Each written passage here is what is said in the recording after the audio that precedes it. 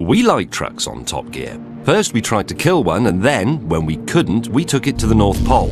And it got us there safely. Never broke down once, except when Jeremy crashed it, because he's a moron. Anyway, trucks of course mean different things to different people. We call the pickup that took us to the pole a truck, while Americans call a Range Rover a truck. We call it the best car in the world, ever. Especially this one, the very latest all-aluminium supercharged V8. Here is a car that will do anything you ever ask of it.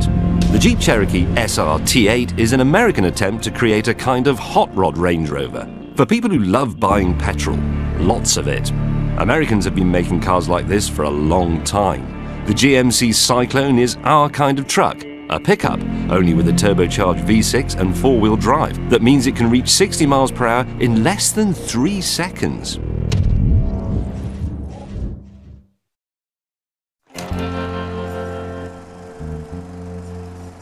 Yes. Now somehow a Beetle has got in here. But don't let that put you off.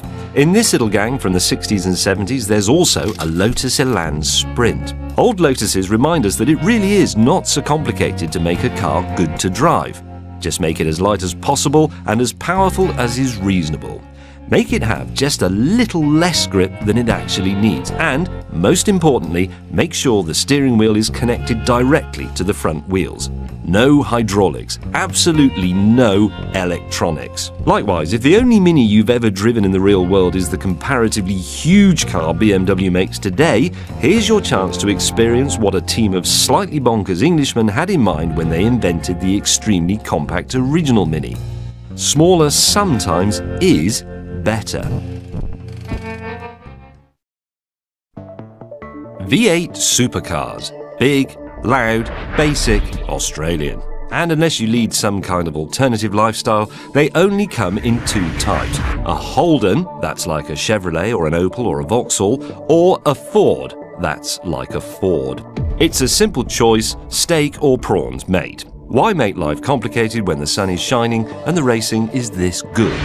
Australia doesn't export its cars, and its domestic racing series is as unique as Aussie rules. The cars are based on the production body shells of the big Holden, the Commodore, or the big Ford, the Falcon, with roll cages. The engines are 600 brake horsepower V8s that have made the trip from America. Not surprisingly, and just like Aussie rules, it's a sport for real men. Think NASCAR drivers, then dial out the sophistication. But beware, the fans are as tough as the drivers. They're either Holden or Ford.